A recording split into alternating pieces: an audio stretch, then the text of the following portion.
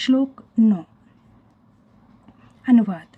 मनुष्य को चाहिए कि परम पुरुष का ध्यान सर्वज्ञ, पुरातन, नियंता, लघुत्तम से भी लघुत्तर प्रत्येक का पालन करता, समस्त भौतिक बुद्धि से परे, अचिंत्य तथा नित्य पुरुष के रूप में करे। वे सूर्य की भांति तेजवान है और इस भौतिक प्रकृति से परे दिव्य रूप में है।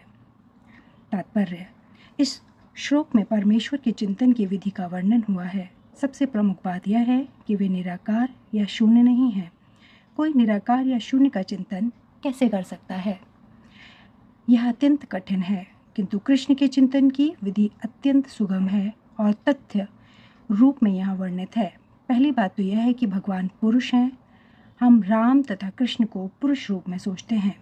चाहे कोई राम का चिंतन करे या कृष्ण का, वे जिस तरह के हैं उसका वर्णन भगवत गीता के इस श्लोक में किया गया है। भगवान कवि हैं, अर्थात वे भूत, वर्तमान तथा भविष्य के ज्ञाता हैं, अतः वे सब कुछ जानने वाले हैं। वे प्राचीनतम पुरुष हैं, क्योंकि वे समस्त वस्तुओं के उद्गम हैं। प्रत्येक वस्तु उन्हीं से उत्पन्न है। वे ब्रह्मांड के परम नियंता भी हैं।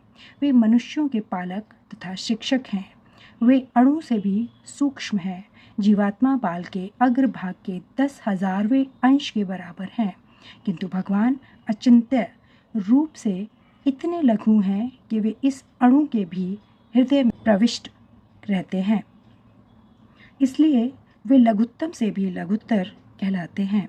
परमेश्वर के रूप में वे परमाणु में तथा लघुत्तम के भी हृदय में प्रवेश कर सकते हैं और परमात्मा रूप में उसका नियंत्रण करते हैं। इतना लघु होते हुए भी वे सर्वव्यापी हैं और सबों का पालन करने वाले हैं। उनके द्वारा इन लोकों का धारण होता है। प्राय हम आश्चर्य करते हैं कि ये विशाल लोक किस प्रकार वायु में तैर रहे हैं।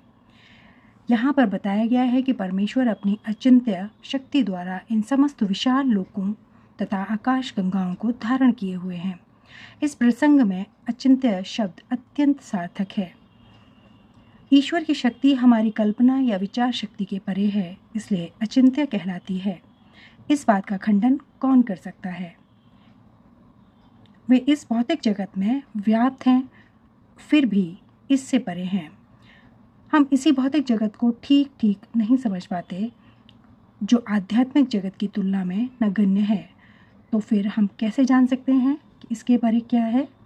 अचिंत्य का अर्थ है इस भौतिक जगत से परे, जिसे हमारा तर्क, नीति शास्त्र तथा दार्शनिक चिंतन छू नहीं पाता और जो अकल्पनीय है।